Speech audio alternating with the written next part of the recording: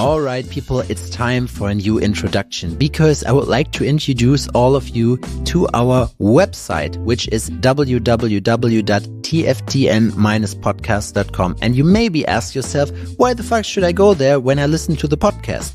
The answer is you would like to save up to 10% on your tattooing equipment.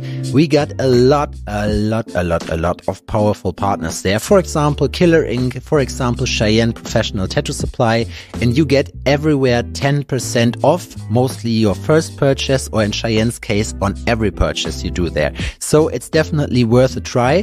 Go to our website, www.tftn-podcast.com, or hit the link in our bio. You can also find all the episodes that we ever released there. And so check it out. Thank you in advance. And now enjoy the rest of the episode.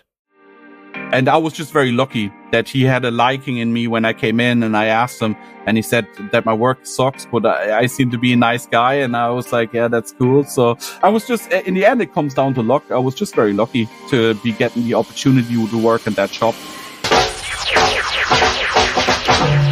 Ladies and gentlemen, welcome to the first English-speaking episode of the 2025 year. My name is Fury1. I'm talking to tattoo artists and people from around the tattoo scene. And today we got a very, very special episode because both of us are native German speakers, but we plan to do the podcast in English because we have a lot of English audience. Welcome, Saschi McCormack. What's up?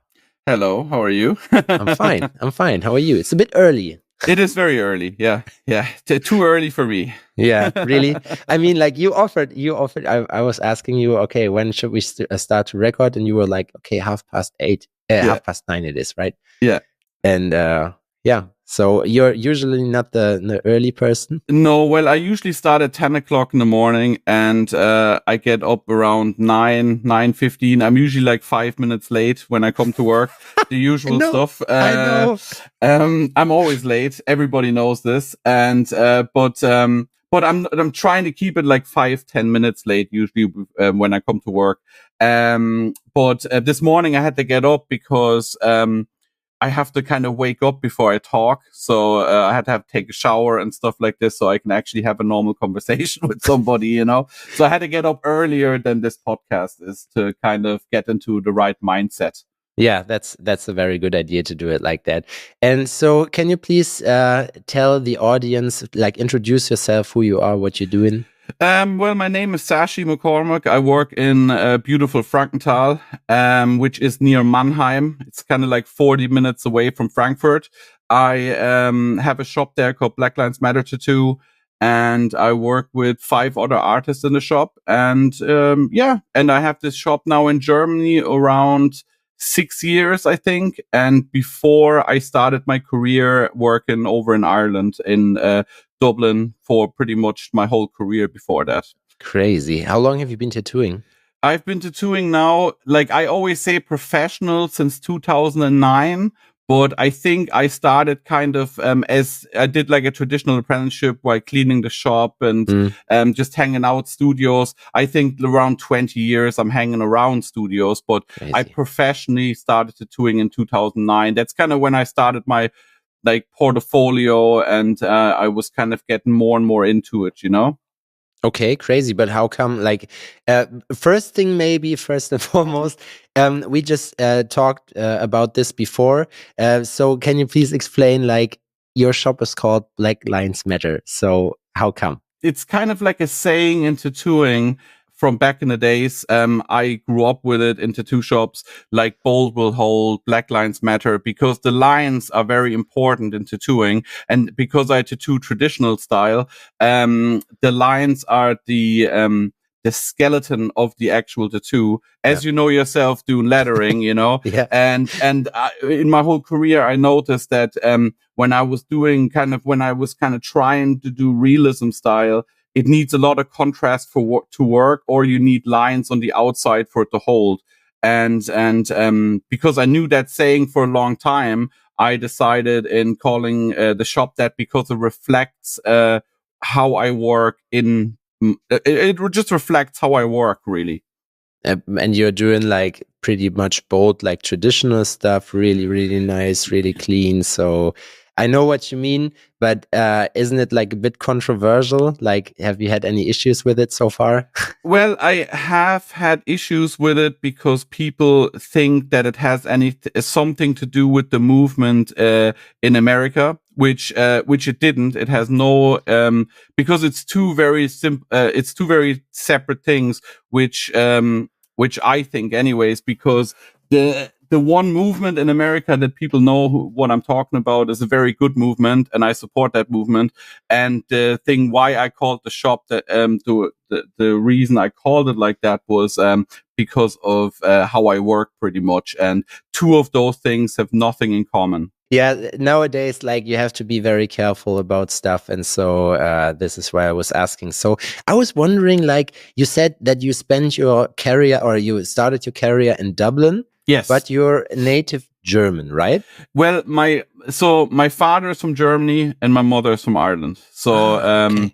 So when the story is very short, actually. When I was around 16 and I started kind of hanging around the two shops, and I got a letter from the German army saying I have to join. Yeah. And back in the days, it was mandatory to join. You had to join if you didn't have a normal job, which I didn't have at the time. So I went to my mother and I said to her, what do you think? What should I do? Will I go to the army? But I don't really want to go to the army because I'm kind of getting into tattooing at the moment. And she just said to me, listen, you could always go to Ireland to your family there and start there. So I kind of said, yeah, no, I don't want to go to the army, and I gonna go to Ireland. And at the start, it was planned of going for 4 years, and in the end, 10 years later, I was still there. So yeah. Crazy. How old are you, if I may ask? I'm 36. 37 this year, yeah. Ah, okay. So you're 2 years older than me. Yeah, I know about the army service. I also wanted to refuse it, but now at the end I had to do the civil service instead. And to be honest, like, it was one of the best times in my life. So yeah. No, I understand. It was just more, and I don't regret not doing it. It was because I was afraid that if I gonna stop hanging around tattoo shops, and I do think that today as well, once you stop hanging around tattoo shops and you stop tattooing, the industry does not wait for you. It continue getting better, and it continue being the quality always going up and stuff. And I kind of thought to myself, I would do things for a year, I think it was, or two, I can't remember, that I actually don't want to do, and I would don't have the time and learn how to tattoo, and that's what I wanted to do, Yeah, that's true. But it's everybody's decision. I just found it. I was a young punk rocker, so I was like, fuck the system. I don't want to have anything to do with it, and I think that had a lot to do with it as well, Yeah, that's very true. So this is why I decided for the civil service, because you were getting way more money. Because in Germany, for all the people that are not familiar with the system, how it was in Germany, so usually you had to go to the army. In our case, I think it was 9 months, right? Yeah, I think so. Not a complete year anymore. It started off with, I think, 1.5 years, but we were down to 9 months. And the funny part was that you were, the army was, how to say, not mandatory, but you have to go there. And the civil service was an option, but not an official option, So it was quite a bit. They had an ambivalent relationship with this. And so I decided to do this because when you go to the army, of course, you will get food there, you will get clothing there and shelter and whatever. And you were sent all around Germany. So you can, I think they allowed you to wish where you go, but maybe they are not granting it. And so, you were getting way less money. Like, for example, I think as a soldier, you're getting like 300 to 400 euros a month for like a complete stuff. And I was up to 600 and up to $1,000 afterwards, because the state paid for my flat because I had it 6 months before. And you were also getting paid out all the money for food, for clothing and stuff. So this is how it went in Germany. Really nice. And so I mean, it's quite a transition to go from Germany to Dublin. What was your first impression, even though you had family there? I'll be honest with you, I hated it. Okay. Because my family is actually not from Dublin; they're from like a small village called Charleville, and it's just very small. It's a farmer's town, as they say, and there is not much going on there. So coming from like going out in Mannheim to punk gigs and hardcore shows, and then I'm suddenly in a village somewhere in Ireland that has no cinema, no place to do anything, and that's where I started off anyways. And then when I moved to Dublin and I started my career kind of getting starting in a real good tattoo shop, that's then when kind of things changed for me and I really enjoyed it, and I love Dublin and Ireland, so that's where it's pretty much my second home now, and I really started enjoying it once I moved to Dublin. But at the complete start, when I arrived in Ireland, I thought, give me the next plane back, but but I was young as well, so sure. Like, I haven't been to Ireland yet, so is it different? Like, is Dublin different from Berlin, for example, or to any other city in the world, like big one?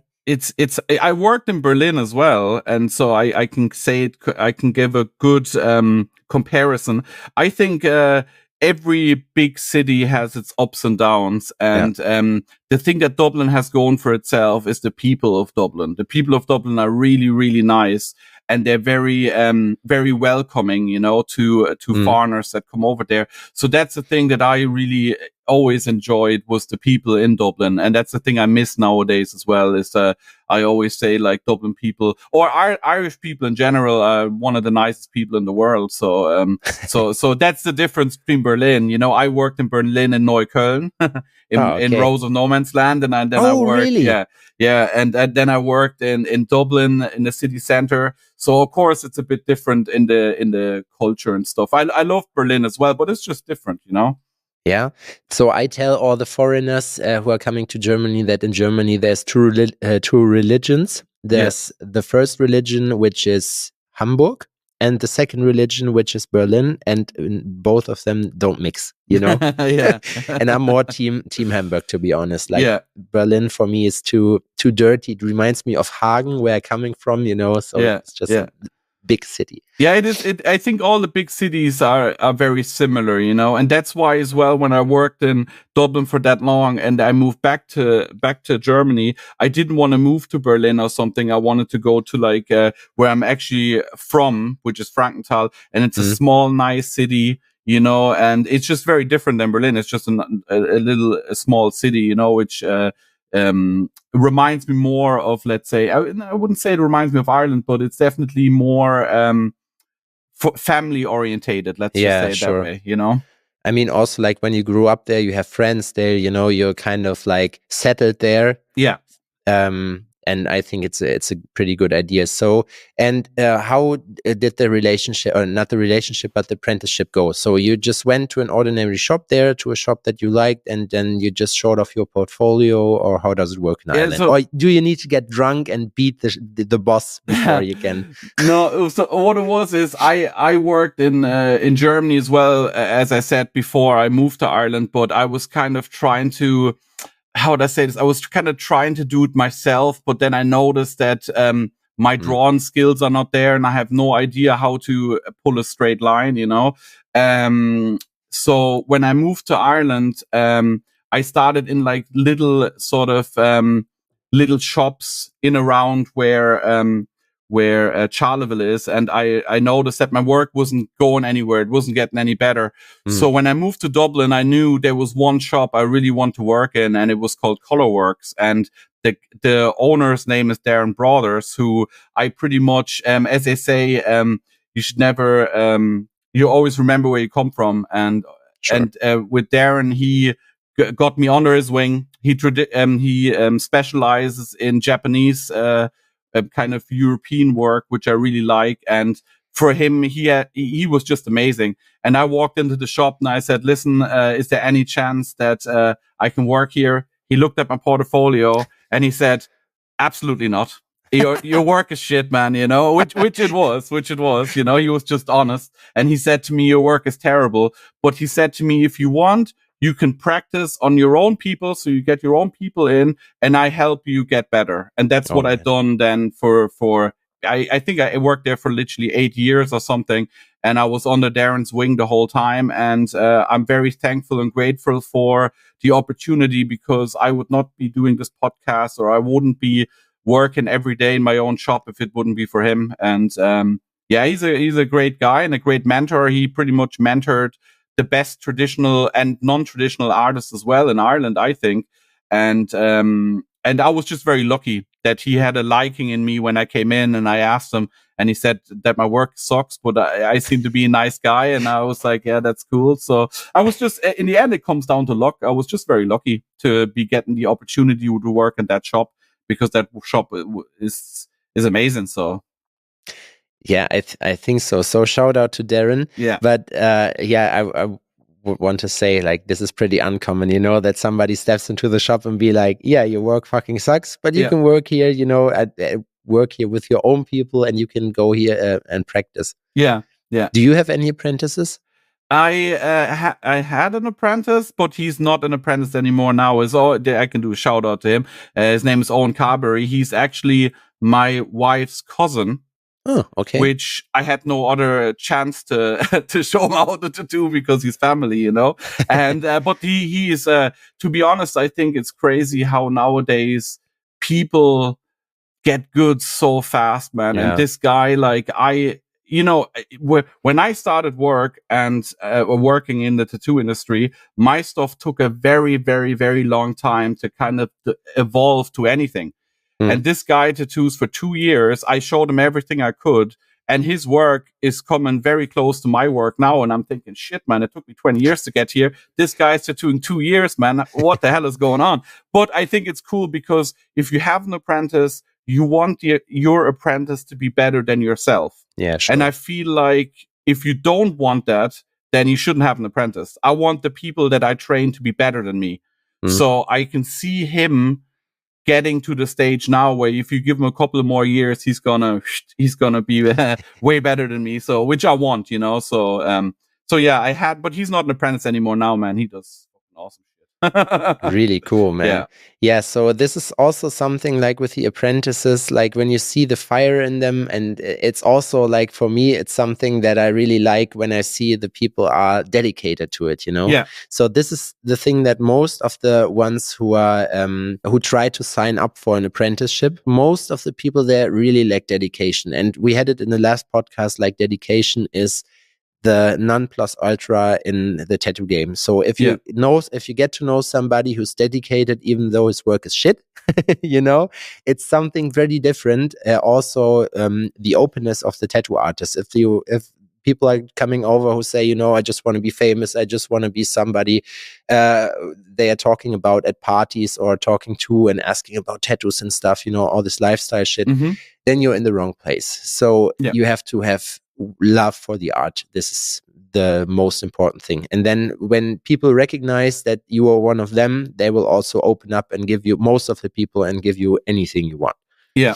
But I think I can see it in the people that I work with as well, that if you work in a shop where you all kind of try to push your work, then your quality gets up as well, because we have a girl working in the shop. Her name is Michaela, and she started off in the shop a couple of years ago, and her work was not terrible, but it wasn't amazing either. And now it's incredible. And it's just because she tries to, I think and it was the same for me. If you work in a shop, you try to be as good as the other people that work there. And if you work by yourself, you have nothing to compare yourself to. So when you work in a shop where they really, really want to be doing really good work, you have to try to keep up to do good work with them, let's say. You don't want to fall behind. So I do feel like I can see a lot of things when I work in a shop that everybody kind of, I always said when I open a shop, I want people to see the tattoo when it's finished, be like my other artists that work there, before it leaves the shop. So they can tell me what they would have done better or what they would have done different. So I can always get better. It doesn't matter if you're tattooing 20 years. I'm still trying to evolve to get better and better in my career and give the best product that I can. And with the people that I work with, I think that they can help me as well to be a better tattooer to get their opinion about things as well.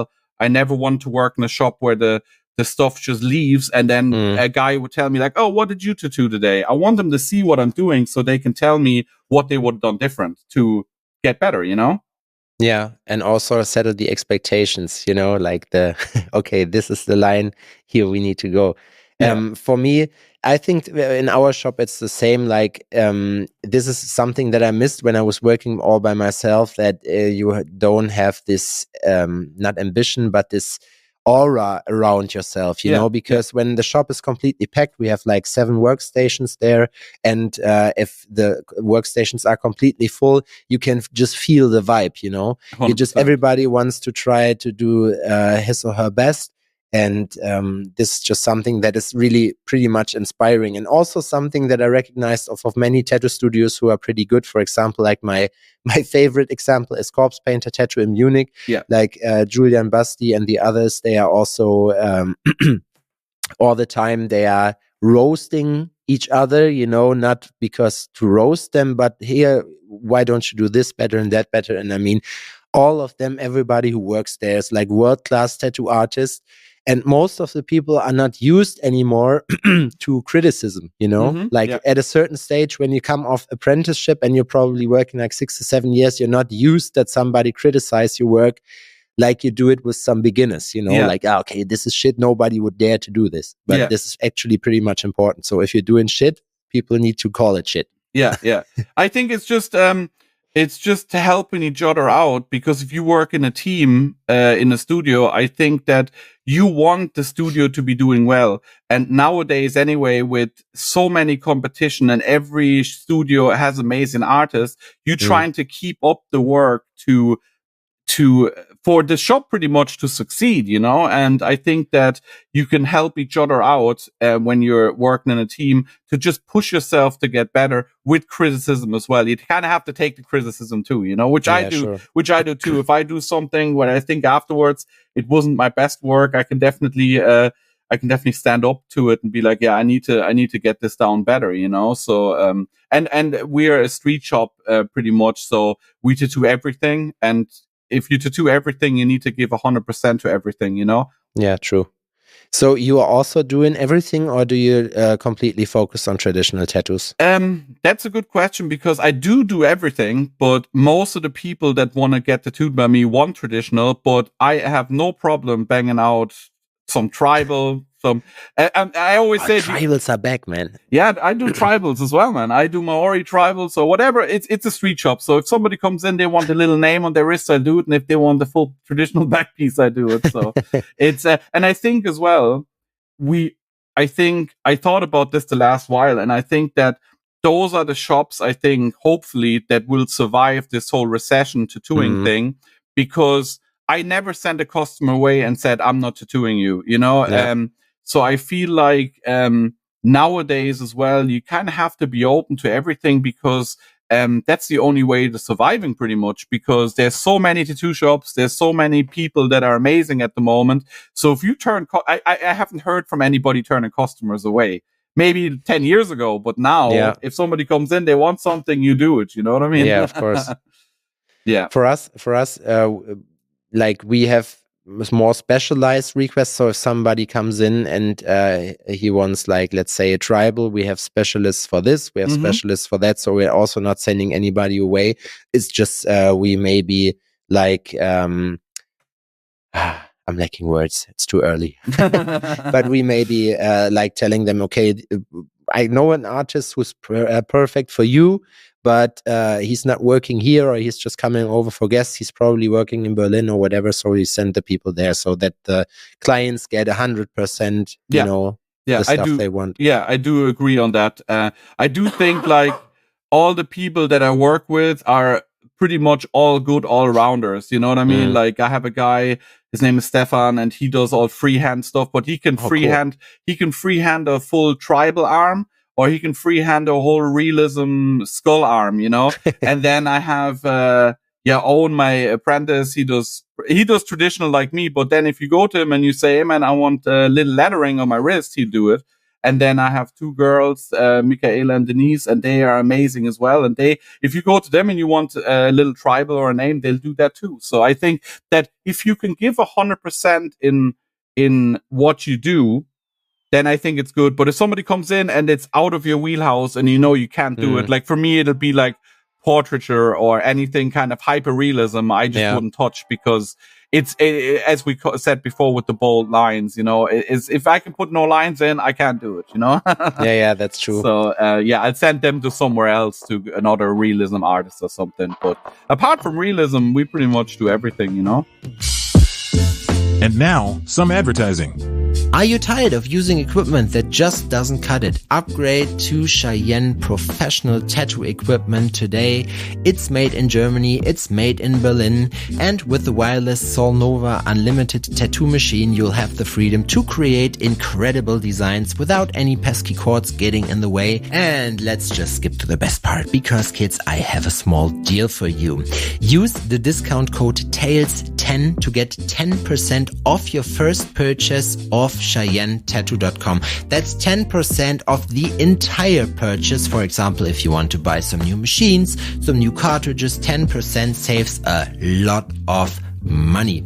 As a fellow artist, I personally recommend the Solnova Unlimited 4.0 for its versatility, but if you're into lettering like me, the 5.0 is the way to go. So don't wait. Visit CheyenneTattoo.com and use the discount code TAILS10 today and upgrade your tattoo game with Cheyenne professional tattoo equipment. All information in the show notes. You'll also find the discount code in the link in our Instagram bio. TAILS10 saves 10% off your first purchase on CheyenneTattoo.com. Back to the show.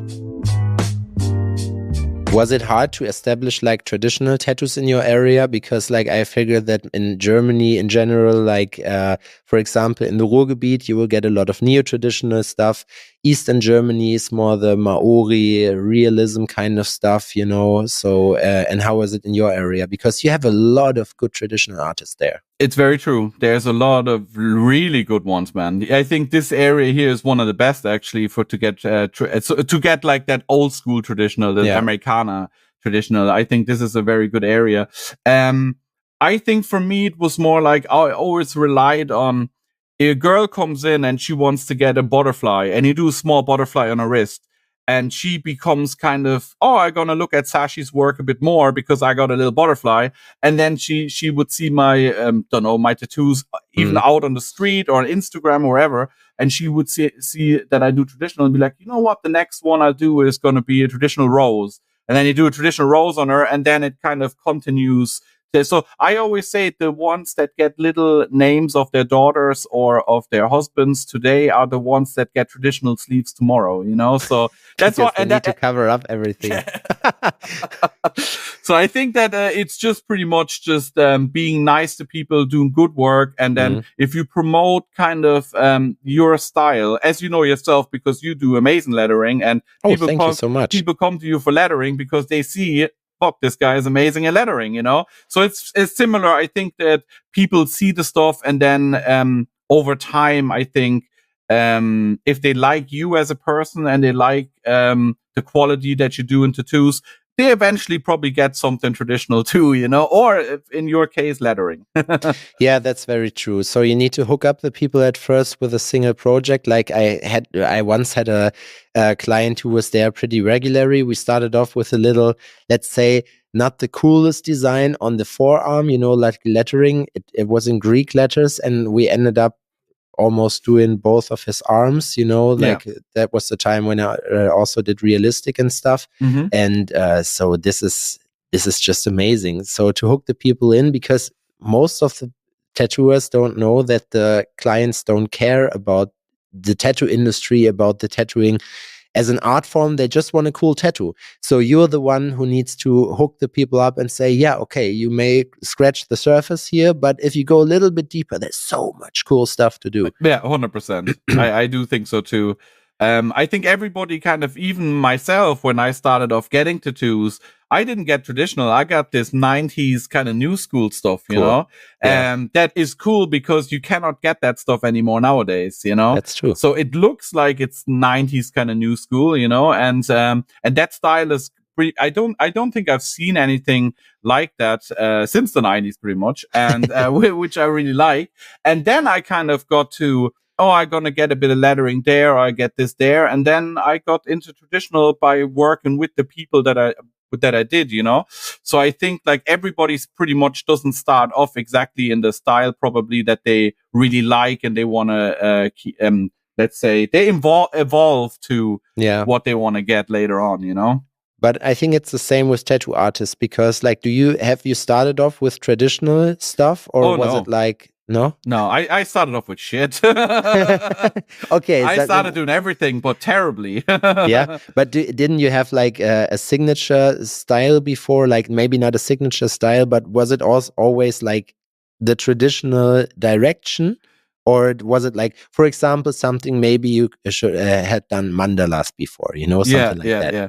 No, I think I pretty much sticked with traditional the whole time because I really like the look of it. I started off with kind of everything, but trying out, you know, what, like just trying to get good in anything really that I can do, but I just didn't have the technical ability to do it.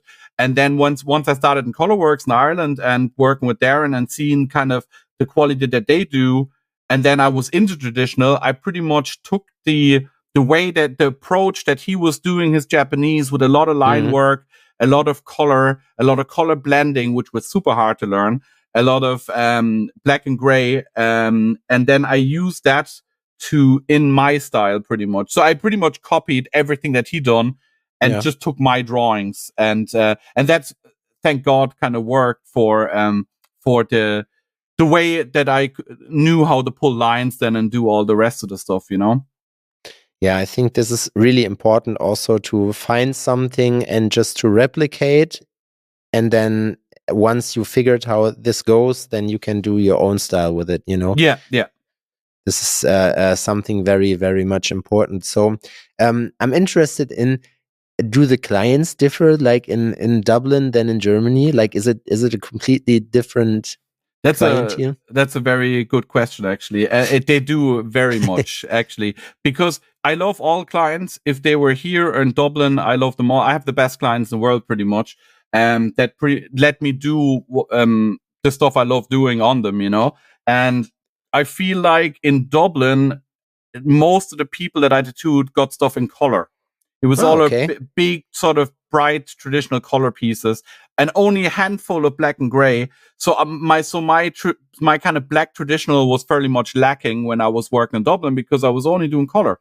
Then I came to Germany, and nobody wants color here. They all want traditional kind of black and gray traditional pieces of me. And I do maybe one color piece a month, pretty much. And everything not the happiest persons around, so probably that's the reason. I thought about that, why that was, and I feel like maybe it's because in Ireland there's never sun, so the people are not tanned. They are very, you know, they have white skin.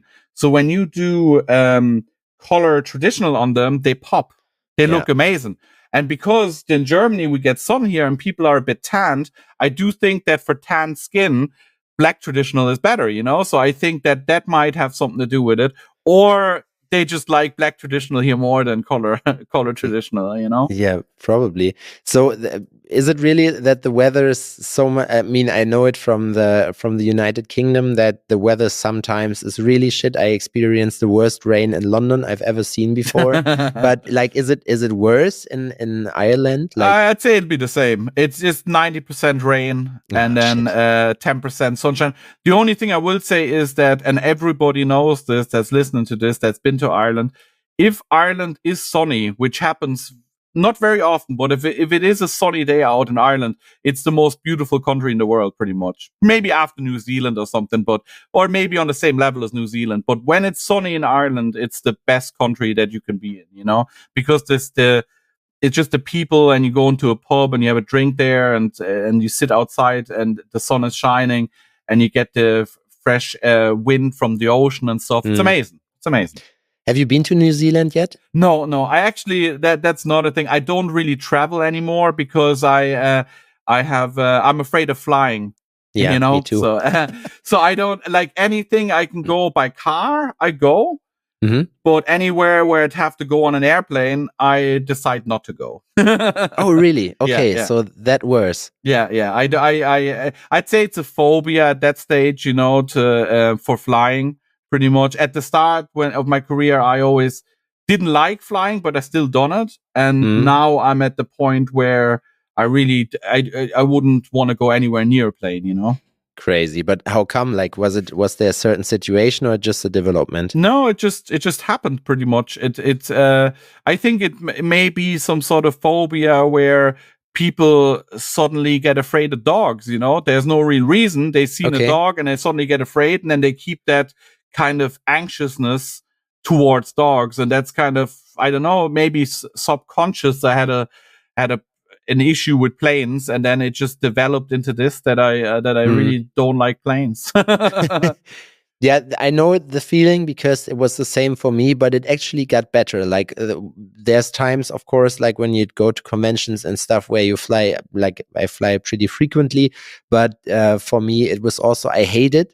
And first, when I started all this, like I had some medication for this, but now I left it away. And funny thing is, like, we are flying to New Zealand in February. This is why I was asking, probably getting some tips out of you. And for me, it's just something, we fly in it's 2 flights. The first one is 6 hours and the second one is 16 fucking hours. Oh. I'm a bit afraid, but like I spent 24 hours in a coach driving to Barcelona, when I was younger, but I wasn't like 1 meter, 92 centimeters and not over 100 kilos there. So probably the dimensions are are a bit off now, but I definitely know the feeling. I hate flying also. So this is something that keeps me from traveling the world way more, that I just hate to go into a plane. Yeah, no, for me, it's the same. I probably would travel the whole world if it wouldn't be for that. But sometimes I had a thought about why that is that I hate flying so much. And I think that the reason is that in my life, my tattoo life, let's say, in my normal day-to-day, I tattoo, and as I always say, I'm the bus driver. So if anything would happen, I could always say, listen, I'm not feeling well. And then I gonna say, like, listen, I finished the line work, let's say, and we'll continue it another day. So I'm the man in charge, let's say, But the problem is, if I fly, I'm not the man in charge, because I am in a metal tube that is thousands of meters up in the air. I maybe shouldn't be saying this, because if people listen that are afraid of flying, this will give them they're never going to fly again after talking to me. It's an action podcast. Yeah. So I think that the main thing is just giving this control away, because there's nothing you can do if you don't want to do it anymore, and you're up in the air for 16 hours going to New Zealand. Yeah. And if there would be anything that you don't want to be on that plane no more, there's nothing you can do.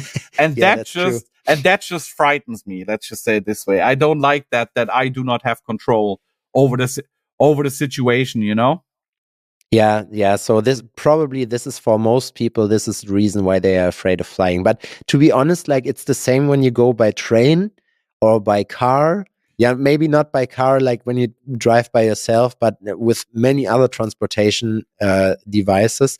And to me, I just somehow in the last years, I'm a fatalist, maybe. So I'm like, okay, if I die, then that's it, Yeah. No, that makes sense. The only thing that I'm afraid of is that you have time to think, that you're afraid. Yeah. So that it's like, okay, I know it's going to be worse. The Ultima ratio now. Yeah. So for me, this, I don't know. Probably, I hope I don't expect it ever. Yeah. And I do think that a lot of tattoo artists, they're in their head all day when they're working. You know what I mean? And I always say, with me, up there is a scary place. You know what I mean? So do I really want to be up in the sky in a plane with those thoughts in my head? I do not know, So yeah. So I used to fly high when I was on a plane. recently. So it started off like when I finished school, we went to Bulgaria for the party, you know, and I ate a cookie before. Not the best idea, especially when you're facing turbulences and stuff. Oh yeah.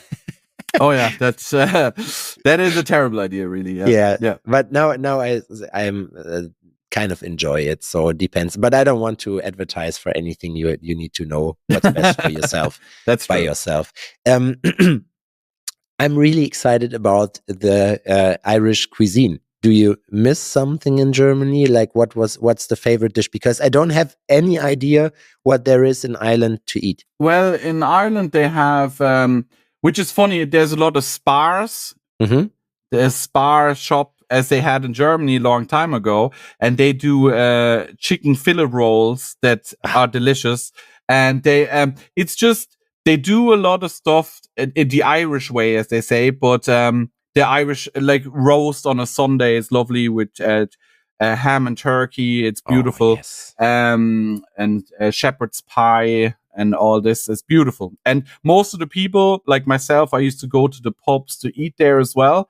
And they have like a lot of lovely food in the pubs, you know, all homemade and stuff. And but I really enjoy the food in Germany too. So it's kind of like when I'm in Germany, I miss the food in Ireland, and when I'm in Ireland, I'm like, I want to eat a Fleischkäse. Fleischkäse, yeah, of course. For example, you know. So it's kind of, but Ireland has amazing food as well. To be fair, yeah, they really have really good meats, and the milk there is amazing because all the cows are on the fields and not in caged up, so you can taste the difference. It's amazing.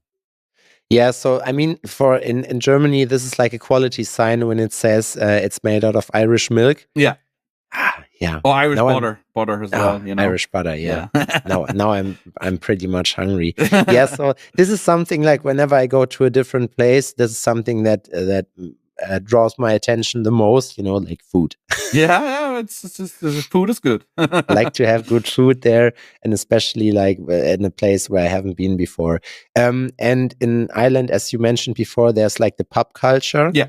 And it's like, for example, is the working there any different than here? Because like, let me give you an example. Working in Barcelona. In Barcelona, they have like part shifts. So they are working, I think it was from 11 to 13, 14, and then they do a break, like collectively, and then at 5 p.m.-ish, something like that, the work continues. So how it is in Ireland? Ireland the same as here pretty much. Okay. There's no, from the times work, and there wasn't really any difference. I think the shop I worked in started at 11 till 6, same as here pretty much. We opened the shop at 10 till 6. So it's kind of, it was very similar than here. And I think the kind of the way that you work was very similar to here as well. I think, it's very similar. It's just, I feel like Germany and Ireland, when it comes to the actual tattoo shop and how you work and stuff like this, is very similar to each other. Okay. Yeah, sometimes there's differences, but in this case, I get the point. I mean, what is there to do? You know, when the weather's shit, you need to stay inside. Well, no, the people in Ireland have no problem going out in the rain. That's the difference. When it rains in Germany, you stay at home because you're not because it doesn't rain that often. So when it rains, you're like, oh no, I'm not getting wet out there. But in Ireland, they have no other choice because it rains so often. When you have to go to work, you have to go to work, and you have to go out in the rain. You know, so it's kind of a normality there, which it's funny because I lived there for over 10 years and it rained pretty much all the time. And when I'm in Germany now and it rains, I'm like, God damn the rain. And I'm thinking, how did I survive in Ireland when it rained the whole time? I just think you kind of get used to it, you know? Just going back to German mentality, you know, it's like, fuck the rain, fuck this, fuck that. Funny. Do you still go to tattoo conventions? Yeah, I do, but mainly because I don't fly anywhere that I can kind of travel by car. Because I do think conventions are important to stay relevant in the industry as well, that people can see your work and stuff like this. You can't only rely on social media. You kind of have to show off your work as well and present yourself. And I think which better way is there than at a convention, you know? So I think that conventions are important. I unfortunately don't do them as much anymore that I used to, because I'm just busy working in the shop here. But when I see a convention that I really like and I want to go, I'll go, you know? So it hasn't changed, because I talked to a lot of people also here on the podcast who said that COVID was kind of like the break point where they stopped doing it, and then they haven't found into it anymore, like in the way it used to be. Yeah. No, I think that COVID was a thing where you know, you kind of spend a lot of time at home, and it was very hard to get back on the horse, let's say.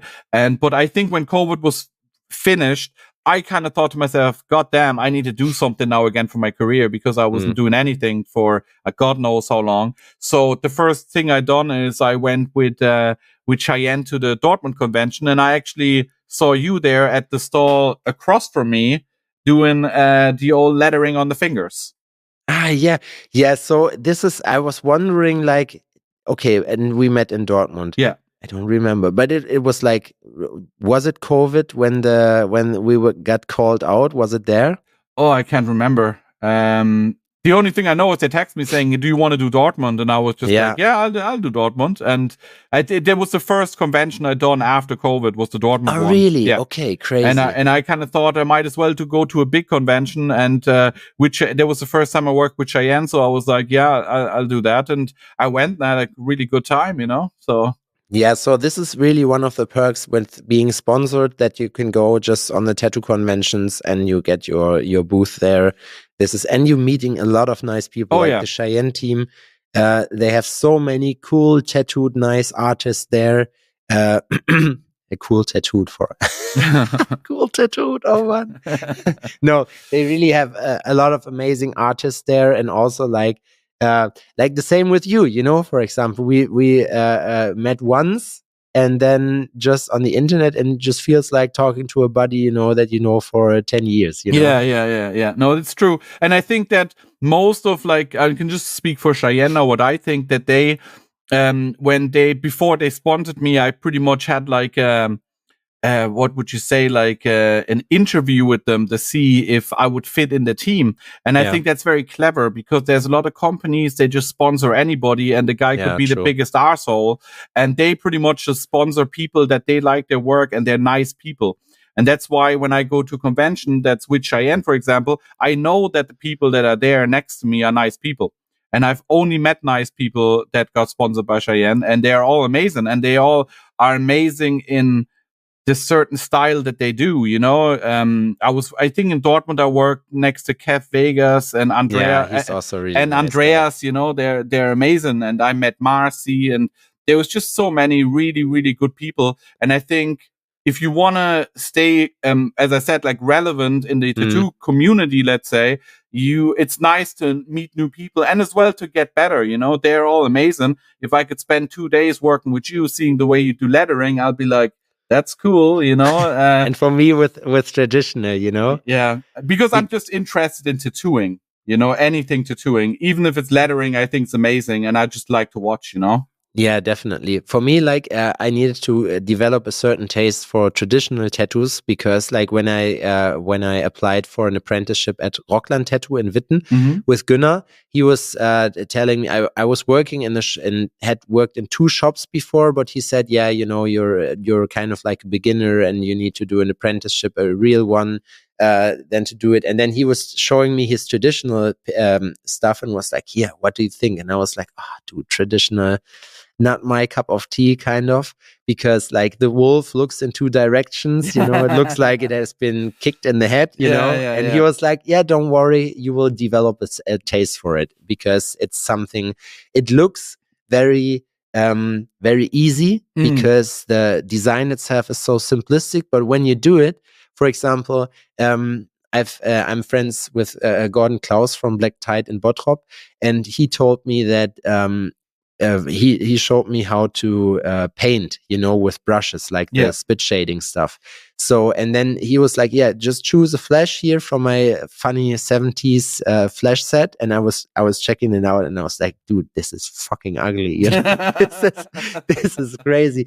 And then I was like, yeah, how hard can it be? And dude, it's really, really fucking hard to do it like that, to make it look simplistic, but also clean. So this is something like, the longer I tattoo, the more I also enjoy like doing a more reduced stuff, like also with traditionals. Sometimes I do them too. Yeah. And this is something I really like. I always said to all my apprentices I ever had, and to my latest one, Owen, he knows I always say the same thing. The simpler, the harder. If that thing is simple, it needs to be as clean as it possibly can to give that sort of look that a traditional tattoo needs, I personally think, So because I always work, like, I want my stuff to look like stickers. So when I'm finished, I want it to be every line as clean as I possibly can do it. And I know I'll never achieve it, because there's always going to be one line or two lines. I'm like, but that's because it's handmade, anything that's handmade and is just always very hard. But I think that keeps you on your toes of trying to get better, is trying to get it as cleanly as possible as you can do it, pretty much, And that's what I always see when I look at your work, in those sort of, when you do the fingers and you pull those really long lines, over the finger. Dude, I always think, Magnum. Jesus Christ. Yeah, I always think, Jesus Christ, it's just so hard, man, to get it done so clean. So you can see in people's work the dedication they put into their work, how clean they're trying to do it, because it's so hard, like, This is really funny, because a lot of people keep telling me this, and for me, it's just, the stuff that I do is just, I wouldn't call it fucking ugly, but it's like, you're just looking at it and be like, okay. I know, and I see where it's not clean. Of course, like, I try to make it as clean as possible, and as you said, it's kind of hard also to do it. But the funny thing is, you guys just see the result. You don't see how to get there. So it's like the same with a website, you just see the front end, but the back end is probably something is blinking, an alarm is ringing, but it's working somehow. So yeah, that's true. For me, this was also pretty hard, like, especially like I'm doing the fingers most of the time, like with magnums. And this is also, this is like really hard. But when you see that it's settled and heals pretty good, then it's something like I enjoy somehow. I don't know. So, and when you go to tattoo conventions or see other work, especially, which kind of art just speaks to you? Because when you see, for example, when I see a pretty good, I've been to the Milan Tattoo Convention the first time a couple of years ago, and then I just walked by the booths and checked out the pictures, and it just gives me something, just to see a very, very good tattoo. It speaks to me somehow. I don't know why, because I'm not wearing it. I just see it, but it's kind of like a pleasure, Yeah. Well, at the start of my career, I always loved looking at like traditional stuff. Everything had to be traditional. And anything that was kind of realistic or something, I wasn't that interested in. But I feel like the last couple of years, I really enjoy looking at, as well, traditional, of course, but everything else as well, man. I feel like I'm really interested in people that can do really good realism. When I worked in Dortmund, there was a girl next to me. I think her name was Anna Works, I think is her name. Anna Works. I'm not sure. Anna was her name anyway. And she was doing amazing realism. I've never seen anything like it. I was like, Jesus, this is amazing. Yeah. And then, and other people as well. So now I'm kind of open to see, when I go to convention, I like to see everything. I don't only want to see traditional, because I feel like, I'm confronted with traditional every day and I love it and stuff, but it's nice to see other styles too. That are done really, really well. You know what I mean? Where I like looking at stuff that is built to last, and that's why I like lettering and really good black and gray stuff, or photorealism stuff, because when I see it and I know they're doing it, so in 10, 15, 20 years, it's going to look exactly the same. Yeah. I really like that. You know what I mean? When I look at some realism and I think to myself, that lion's face on that finger, that ain't gonna look like that in 20 years. Yeah. I'm a bit less interested in it, because I feel like it's tattoos to post on Instagram for the comments and likes and stuff like this. It's not a tattoo it's not a tattoo for a customer. A customer doesn't want to have a line on the finger that's going to look like shit in 20 years. They want to get cool shit. So I think it's very important to not tattoo for Instagram, to tattoo so the tattoo is going to look good for as long as possible. So what do you think about all this micro-realism hype that is going on currently? If it's done, as I said, if it's done so it lasts, which usually it isn't, I like it, because it is like, to do something like that is very, very hard. And if somebody can do it, I have respect for them.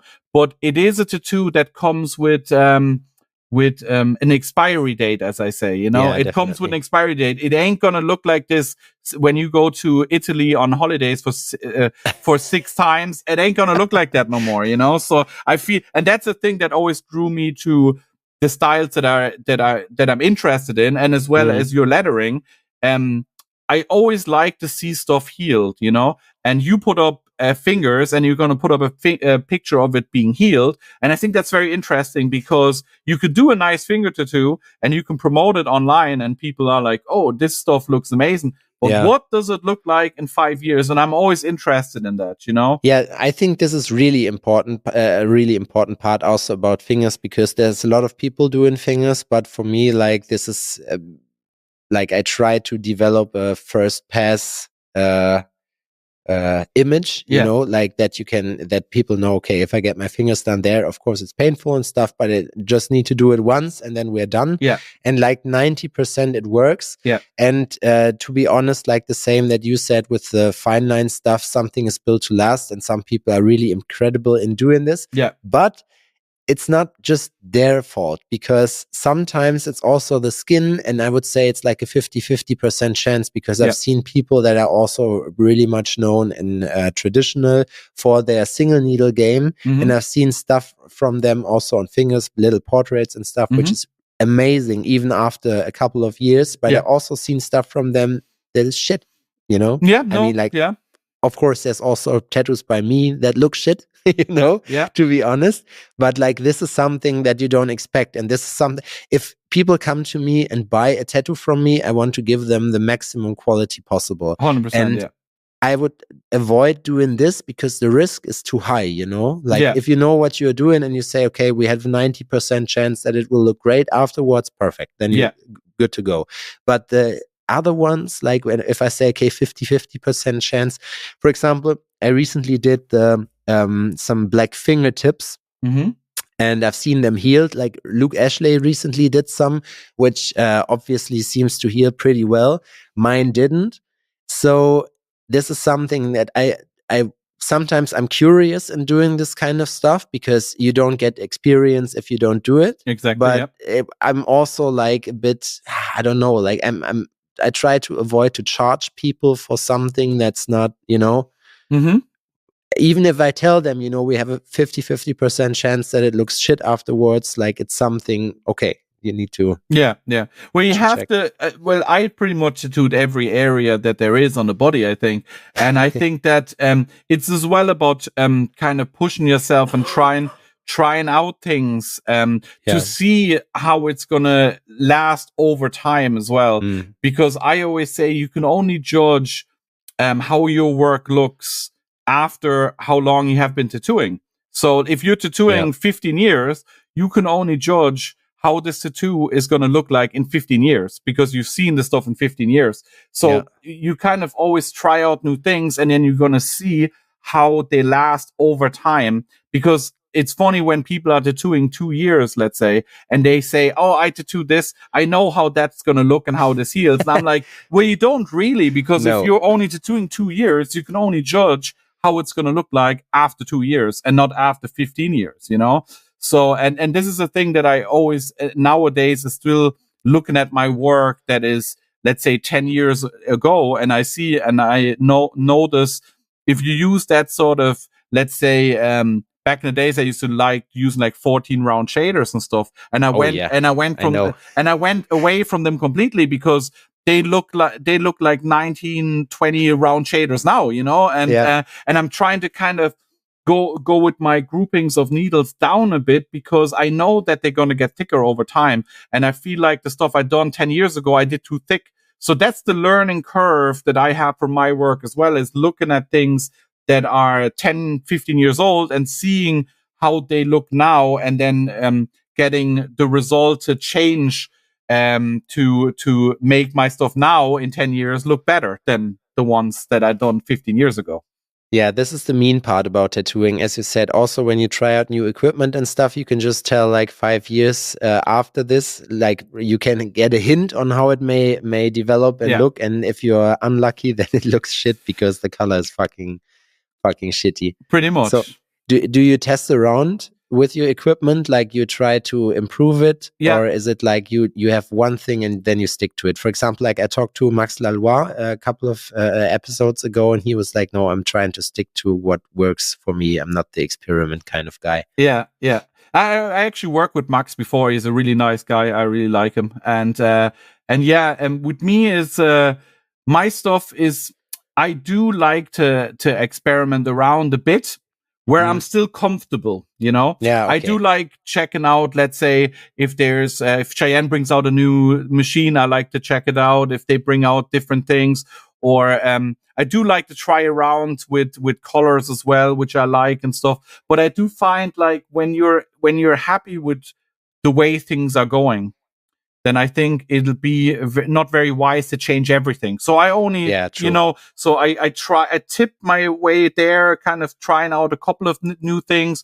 But a lot of times I feel like I'm just going back to how I like doing things, you know? Yeah, but I think it's a very, how to say, a very adult way to look at it. Because for me, I'm sometimes the quite opposite. When I started to use like cartridge machines on cartridges itself, it was like 100% turnover. And so I was tattooing and I was telling myself, why the fuck do you do this? Now it looks like you are not able to tattoo anymore, you know? So why don't you just stick to the stuff that you know? Yeah. But like improvement is always out of the comfort zone somehow. Do you have any plans for this year? Anything that you would like to achieve this year? That's a good question, actually. Well, I just want to keep working on my career and getting my tattoos better and better. I think I say that to myself every year. And I wouldn't mind traveling a bit more this year, by car, of course. Yeah. and traveling a bit more, and just as well for my shop, just for it to stay busy and just produce really good work, and as good as we can do them in the shop. And yeah, just working on doing more paintings. I'd love to do a bit more paintings. Do you paint on a regular basis? I paint every night. Every night. Oh, really? Yeah, every night I paint. Cool. Every night. Now I do want to say this: I don't paint with watercolor. When I say paint, I work on my iPad, do new designs and stuff like this every night, which took me. Because we talked about this in new products and stuff. When the iPad came out, I'm like, I'm not touching that thing, man. I keep on with, sure. And in the end of the day, we're all using it now, and it's amazing. I think it's amazing for doing t-shirt designs or stickers or whatever. You can use it for everything. It's amazing. So I pretty much draw every night. I usually come home from work around 6 o'clock, and then once my son I bring my son to bed, then around 8. And once he's in bed, I pretty much draw, trying to get new ideas in. I always talk to my ex-apprentice about this. We both trying to push each other with like new ideas in traditional, in what we can do. I like doing that sort of like porno traditional, as I call it, with like the dicks and pussies. I love doing that shit. So I always think in my head at nighttime, like, what can I incorporate a dick in a traditional tattoo, you know? So yeah, I pretty much draw every night. So I want to keep it up this year and just do more and more, pretty much. As pretty much I think any tattooer would want to do, is just always do more and more, you know? Yeah, that's very true. I was just wondering, because most of the people that I talk to, they stop painting like on a regular basis, not just preparing stuff, but like real painting, because they are done with their creativeness after they finish tattooing, you know? Do you still like or enjoy to do like the old-fashioned way of painting? To be honest with you, I prefer the iPad, and I'll tell you exactly why. It's actually very simple, because my ex-apprentice Owen, he does all the watercolor stuff, which I think is amazing. He does all that, and he paints every day in the shop. And when he's not tattooing, he's painting, and I really like that, you know. But the thing with my own stuff is that I try the watercolor stuff a lot of times, and I know that when you do this watercolor stuff, it can never get perfect. There's always a couple of things where, you know, and I just on the iPad like to press the button back and and and the line is gone and I can just fix it, you know. And I think a lot of times I do the watercolor stuff and I did a mistake and I was just like, for fuck's sake, I throw the drawing away. And I drew the drawing away and I started a new one. So I never actually finished one watercolor painting I ever started, because something always happened where I wasn't happy with something, but I couldn't go back to it. So that's what I like about the iPad, is because you can just, if I don't like something, I just erase it and then continue the painting pretty much. And on watercolor, any person that does watercolor, I have respect for, because it's an amazing thing to be doing, and if you can do it well as well, and I just can't do it because I do too many mistakes, and then I don't want to finish it. Yeah, that's true. Like, for example, when I look at paintings by Eckel or similar people, this is just something that really it speaks to me, kind of, and I really, really love this stuff. But for me personally, I'm too stupid to use watercolors for the reason that you said. Yeah. So I'm more into this Copic marker stuff, because I can control it better. Yeah. But the funny thing is that you're getting used to this 2-finger gesture on the iPad, you know, just erasing the last step, because I found myself like doing freehand stuff and then fucking up a line and then just tipping with both fingers on the skin and be like in the same time I was like, idiot, you know? What the fuck are you doing? It's very true. I just think that I was always into graphic design and painting with graphic design and stuff. And I think that, you know, on Procreate is just such a good tool, man, to use to draw. And I think that I enjoy doing it, which is good, you know.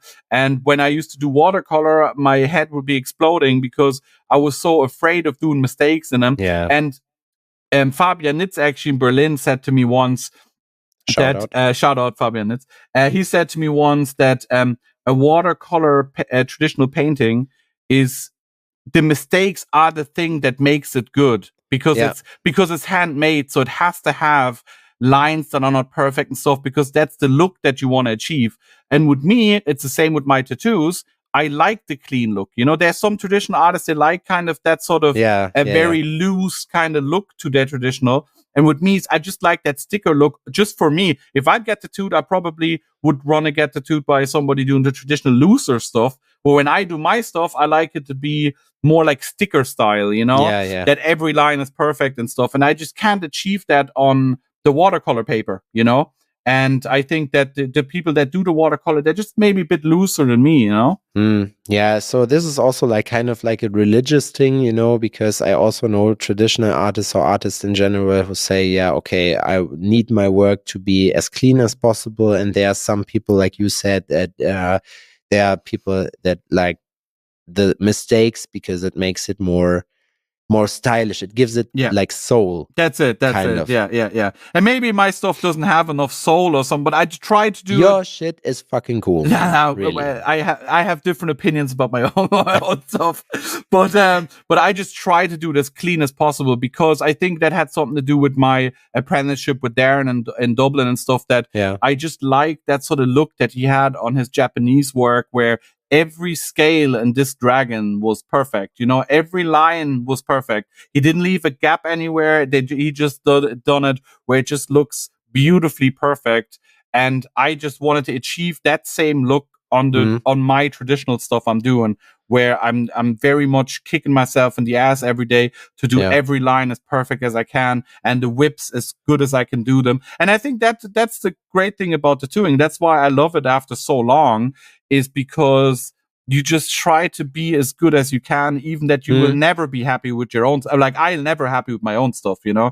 I come home and I'm like, how can I do it better, man? It's just not good enough.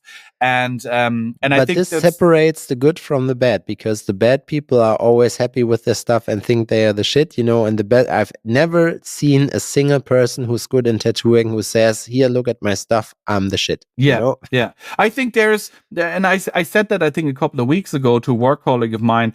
I think there is a certain kind of, not, I wouldn't say ego now, but there's a certain thing that you need to talk to a customer, because in the end, you're selling something. You're selling yourself to do the tattoo on them. So if you come across as like, oh, I'm not sure, they get unsure about you, because you're showing them that you're not confident. That's the word I was looking for. Not ego, because ego has nothing to do with tattooing, but confidence is you need to be confident in your tattoos.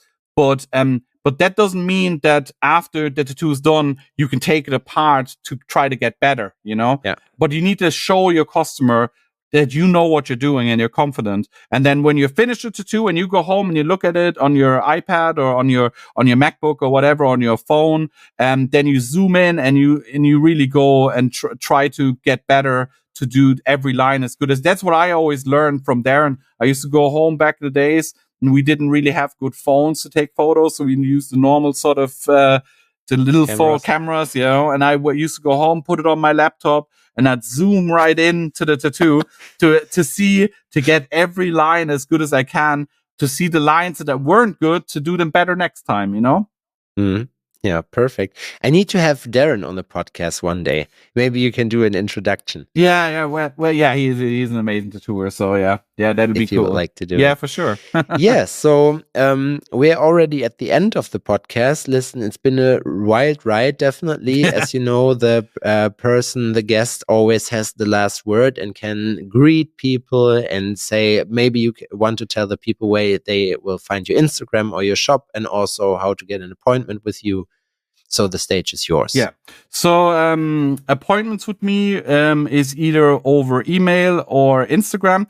My Instagram name is Saschi McCormack. You can check out my work. And when you're on my Instagram page, you can see there's links to my email. You can send me an email. Or if you're around Frankenthal or Mannheim, just come down and talk to me. That's always the best thing. But if you're not around, you can just send me an email. Or of course, the shop page, Black Lives Matter Tattoo. You can see all the artists that work in the shop. They're all amazing. And what can I say? I greet all the tattooers that I ever work with. They're all awesome. The people in the shop, my wife Jessie, my son Miles, and my family, my mother, that always helped me as well, same as my wife. That always helped me, which is very important in any career, that your family stands behind you. And I was very blessed with my family standing always behind me and backing me up any sort of way. So yeah, I shout out to my family, you know, my tattoo family and my real family. What cool last words, definitely. Family, man. Yeah, family. Yeah, family is everything, man. So thank you so much for doing this. Thank you so much for being here. Thank you for everybody listening. If you have any suggestions, if you have any comments, whatever, please let me know in the comments, or just send me a DM either on my Zephyr1 profile or Tales from the Needle profile. I hope you enjoyed it. I hope you got something out of it. If not, it's not my fault. It's also not Saschi's fault. I want to say it's my fault. No. If it's my fault. And so it would be nice if you can rate us on the streaming service you're currently listening to. So on Spotify, just give us some stars. Would be really nice. Thank you so much. Have a great day. See you and hear you next week. Have a good one. Bye.